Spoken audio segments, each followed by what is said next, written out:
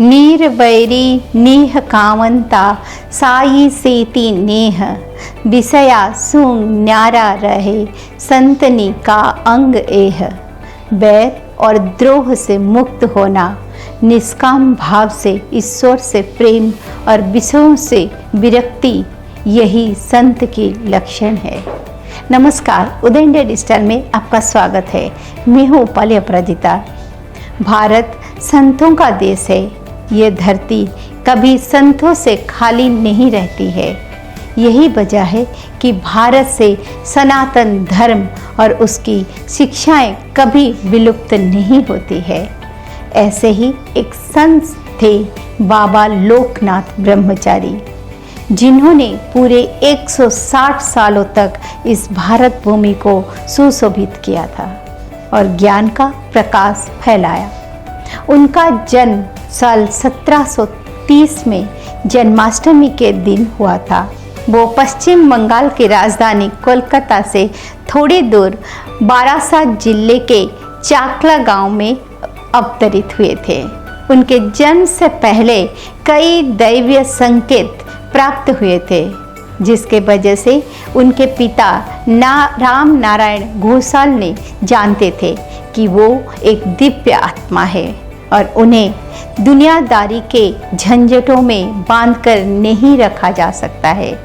इसीलिए बाबा लोकनाथ के पिता ने 11 साल की उम्र में उन्हें पड़ोस के गांव कछुआ में रहने वाले महान वैदिक विद्वान भगवान गांगुली को सौंप दिया था, जो कि उन्हें लेकर कोलकाता के प्रसिद्ध काली घाट में ले आए और वहाँ के मंदिर और आसपास के जंगलों में निवास करने वाले तपस्वियों के बीच आध्यात्मिक प्रशिक्षण देना शुरू कर दिया।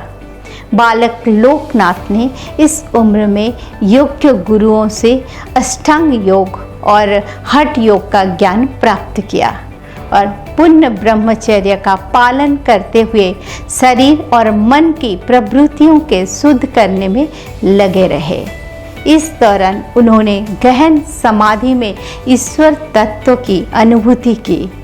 इस क्षेत्र में बाबा लोकनाथ ने अपने जीवन के 30 वर्ष बिताए, जिसके बाद आगे की साधना के लिए बाबा लोकनाथ ने हिमालय का रुख किया, जहाँ तपस्या करते हुए उन्होंने आध्यात्मिक चेतना के उच्चतम शिखरों को छुआ और ज्ञानोदय प्राप्त हुए। इस अद्वितीय अवस्था को प्राप्त करते समय बाबा की उम्र 90 वर्ष की थी, लेकिन हठ योग के अभ्यास से उनका शरीर युवाओं की तरह दृढ़ था। इसके बाद बाबा ने देशाटन शुरू किया। वो पूरे पश्चिम और मध्य एशिया के क्षेत्र में घूमते रहे। इस दौरान उन्होंने इस्लाम के पवित्र स्थान मक्का, यहूदियों के तीर्थ यरूशलेम, ईशान के पवित्र स्थलों का दौरा किया।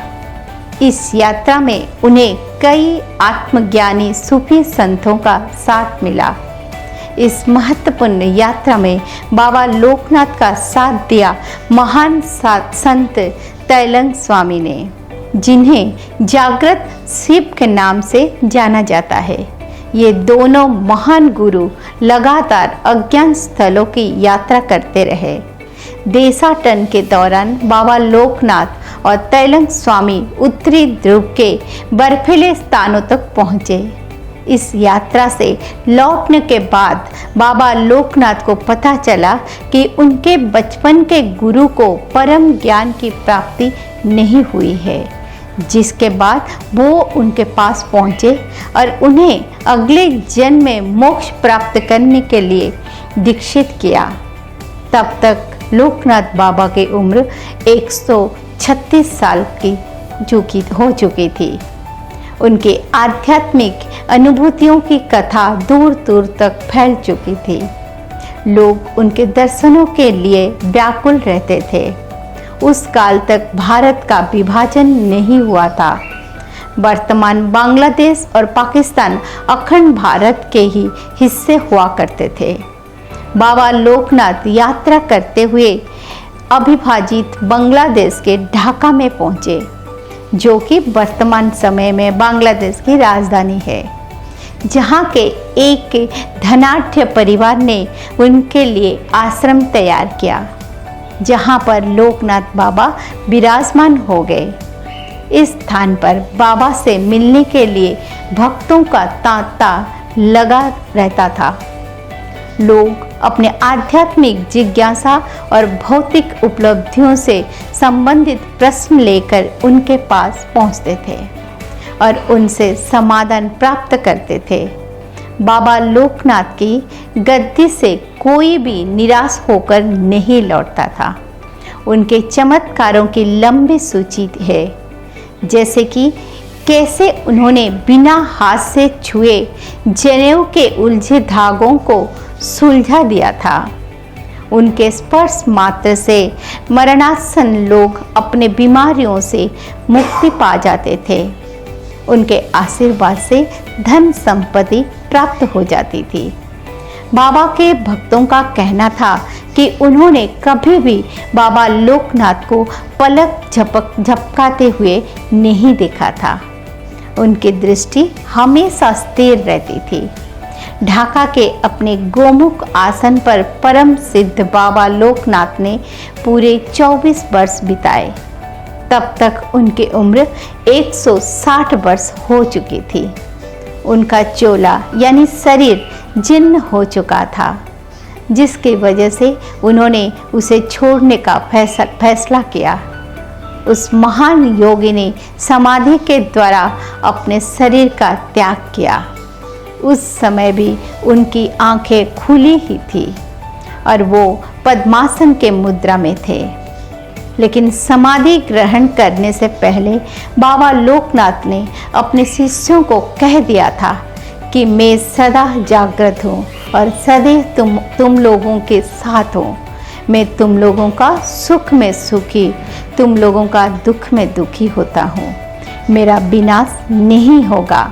मैं अविनश्वर हूँ। मैं हूँ, मैं हूँ, मैं हूँ।